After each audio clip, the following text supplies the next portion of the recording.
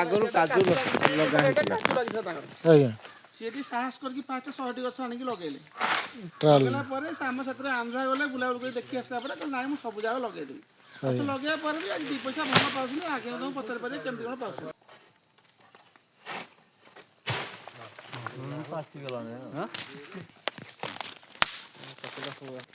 ଚାଷୀ ଭାଇ ସମସ୍ତଙ୍କୁ ନମସ୍କାର।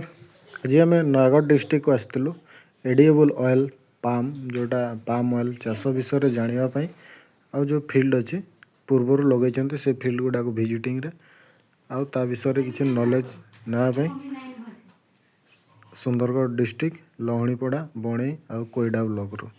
ଏବେ କେବେ ଲଗେଇଥିଲେ କେମିତି କ'ଣ କରିଥିଲେ? 12 ମସିହାରେ ଲଗେଇଥିଲୁ। ଆଜ୍ଞା ତାପରେ କେତେ ବର୍ଷରେ ଫଳ ଆସିଲା? 3 ବର୍ଷରେ ଫଳ ଆସିଲା। ଆଜ୍ଞା ଆପଣଙ୍କ ନାଁଟା ଟିକେ ବତେଇ ଦିଅନ୍ତୁ ଆଉ ଗାଁର ଆଡ୍ରେସଟା ମୋ ନାଁ ବତେଇ। ହେଲା ବୈକୁଣ୍ଠନାଥ ଦଳେ। ଆଜ୍ଞା ଗାଁ ହେଲା ରାଜୁଳି ଗଣିଆ ବ୍ଲକ ଆଜ୍ଞା ନୟାଗଡ଼ ଜିଲ୍ଲା। ଆଜ୍ଞା ତାପରେ ଫଳ 3 ବର୍ଷ ପରେ 3 ଆସିଲା। ବର୍ଷ ପରେ ଆସିଲା। ସେତେବେଳେ ଫଳ କ'ଣ କେତେ ଟଙ୍କା ବିକ୍ରି ହୁଏ? ଆସ୍ତେ ଆସ୍ତେ ଆସିବ ଛୋଟ ଇଏ ହେଇକି। ନା ଏଇଟା ମାନେ କିଲୋଟା କେମିତି କେତେ ବିକ୍ରି?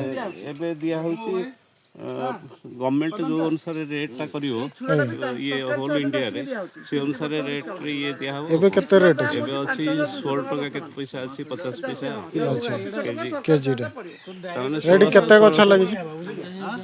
ଆଜ୍ଞା କେତେ ଗଛ ଲାଗିଛି? 235 ଗଛ ଲାଗିଛି। ମାନେ ଥରକୁ କାଟିଲେ କେତେ କୁଇଣ୍ଟାଲ ବାହାରେ? ଠିକ୍ ୟୁଥ୍ ସିଜନରେ ଆମକୁ ମିଳୁଛି ଗୋଟେ ଥର 30 କୁଇଣ୍ଟାଲ 25 କୁଇଣ୍ଟାଲ 4 ଥର କଟା ହେବ ମାସକୁ। ମାନେ ମାସକୁ ମାସ କଟା ମାସକୁ 4 ଥର କଟା ହେବ। ମାସକୁ 4 ଥର।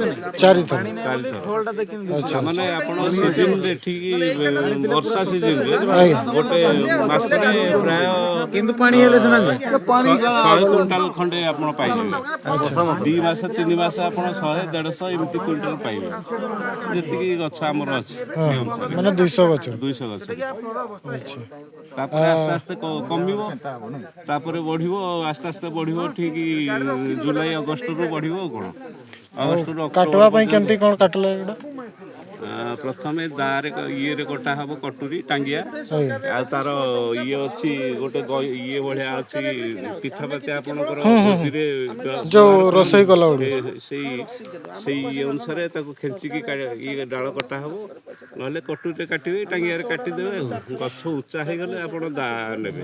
ଏଇ ଯୋଉ ଏବେ ଯୋଉଟା କଟା ହେଲା। ଏଇଟା ଶିଖିବା।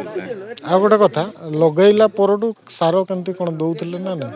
ନାଇଁ ପ୍ରତି ବର୍ଷ ଆପଣ ବର୍ଷା ସିଜନରେ ସାର ଦେବାକୁ ପଡ଼ିବ ଖତ ଦେବାକୁ ପଡ଼ିବ। ଆଚ୍ଛା ମାନେ ଗଛ ଗୁଡ଼ାରେ ଗଛ ଗୋଟେ ଏବେ ଆମେ ଦଉଛୁ ଗୋଟେ ଗଛରେ 5 କେଜି ଆପଣ 2 ଥର ଦେଇପାରନ୍ତି 3 ଥରରେ ବି ଦେଇପାରନ୍ତି। ଏଇ ଜାଗାଟାକୁ ମାନେ କୁଡ଼ା କରିକି ଦଉଛନ୍ତି ନା ଉପରେ? ନାଇଁ ଏମିତି ଉପରେ ପଡ଼ିବ। ଆଚ୍ଛା ଉପରେ ଦେଇକି ସେ ଆମର ଡାଳ ଗୋଟେ ଢାମ୍ପି ଦିଅ ନା କ'ଣ? DAP ପଟାସ ଇଏ ଆଉ କ'ଣ ୟୁରିଆ 3ଟା ଯାକ। ହଁ ନାଇଁ ଗୋବର ତ ଆପଣ ଦେବେ। ହଁ ପ୍ରତି ଛୋଟ ଗଛରେ ଗୋଟେ ଲେଖା ଝୁଡ଼ି ଦେଲେ ଚଳିବ। ଆମର ଏଇ ଗଛଟା 3 ଝୁଡ଼ି ଲେଖା ଆମେ ଗୋବର ଦେଉଛୁ।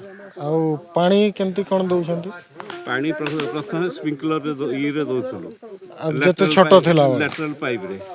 ଏବେ ସଫିସିଏଣ୍ଟ ପାଣି ଦରକାର ତେଣୁ ପମ୍ପ ସାହାଯ୍ୟରେ ପୁରା ମାନେ ଫ୍ଲୋରରେ ଛାଡ଼ି ଦେଉଛନ୍ତି। ହଁ ସବୁ ପଟେ ମାନେ ଛାଡ଼ି ଦେଉଛନ୍ତି। ଥରେ ଗଛ ହେଇଗଲା ପରେ ଆଉ ବାଡ଼ା ଫାଡ଼ା ବି କିଛି ଦରକାର ନାହିଁ। କିଛି ଦରକାର ନାହିଁ। ୟାକୁ ଆପଣ 3 ବର୍ଷ ପର୍ଯ୍ୟନ୍ତ ଜଗିବାକୁ ପଡ଼ିବ ଛେଳି ଆଉ ଗାଈକୁ। ପତ୍ର ଖାଇଗଲେ ଆମର ଏବେ ତ ଆସୁଛି 3-4 ଲକ୍ଷ ଆସୁଛି ବର୍ଷକୁ ବର୍ଷକୁ ମାନେ 200 ଗଛରେ। 200 ଗଛ। ଆଚ୍ଛା ଆପଣ ଚିନ୍ତା କରୁନାହାନ୍ତି କୁଇଣ୍ଟାଲଟେ ଫଳ ଯଦି କମନରେ ଆସିବ ତାହେଲେ 10 ଟଙ୍କା ପାଇଲେ ଗୋଟେ ଗଛ। ଆଉ ଆର କିଛି କ୍ଲାଇମେଟ୍ ହିଁ ନଥାଏ। ମିନିମମ୍ ଆପଣ ଇଏ ଗୋଟେ ଗଛରେ 1.5 କୁଇଣ୍ଟାଲ ଫଳ ପାଇବେ ମିନିମମ୍ଟା ମାନେ ଗୋଟେ ବର୍ଷରେ ଗୋଟେ ବର୍ଷରେ ଗୋଟେ ଗଛରେ ଗୋଟେ ଗଛରେ। ଆଜ୍ଞା 16 ଟଙ୍କା। ଏଇଟା ସାର୍ ବତେଇଲେ ଗୋଟେ ଫଳ ହେଇଛି। ଏଠି କିଛି ଫଳ ହେଇଛି ଦେଖନ୍ତୁ ବଢ଼ିଆ ଫଳ ହେଇଛି। ଏଇଟା ଫଳ ବି ବଢ଼ିଆ ଗ୍ରୋଥ୍ ହେଇଛି।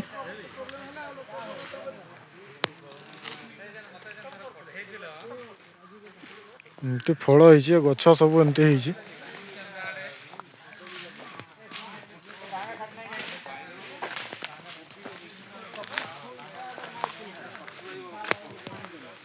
ଏଇଟା ପାଖାପାଖି ଗୋଟେ ଫଳଟା ପେନ୍ଥାଟା ଦାଉଦ ଭାଇ ସେ ଫଳଟା କେତେ କେଜି ହେବ ପାଖାପାଖି? 25 କିଲୋ କେତେ ଆସିବ? 25 କିଲୋ ପାଖାପାଖି ଗୋଟେ ପେନ୍ଥାରେ ଫଳ ହେଇଛି। ମାନେ ମେଣ୍ଟେନ୍ ଯଦି ଭଲ ହୁଏ ତାହେଲେ ସେ ଗଛରେ ମାନେ ଏଇଟା ଗଛଟା ମୁଟେଇ ଦେଖି ପାରୁଥିବେ 3 ଫୁଟ କି 4 ଫୁଟ ଚଉଡ଼ା ହେବ ନାଇଁ। 4 ଫୁଟ ଚଉଡ଼ା ମାନେ ଗଲେ ଏଇଟା 4 ଫୁଟରୁ ମୁଟେଇ ହେବ। ଯଦି ଗଛଟା ଆମର ମୋଟା ହୁଏ ତାହେଲେ ପେନ୍ଥା ଫଳଟା ଯେଉଁଟା ହେବ ଅଧିକ ବାହାରିବ। ତ ଏମିତି ଆସିଥିଲୁ ଆମେ ଦେଖିବା ପାଇଁ। ଆଉ ଭିଡ଼ିଓଟି ଯଦି ଭଲ ଲାଗେ ତାହେଲେ ଲାଇକ୍ ସେୟାର ଆଉ ସବସ୍କ୍ରାଇବ୍ କରିଦେବେ ଚ୍ୟାନେଲଟିକୁ। ଧନ୍ୟବାଦ।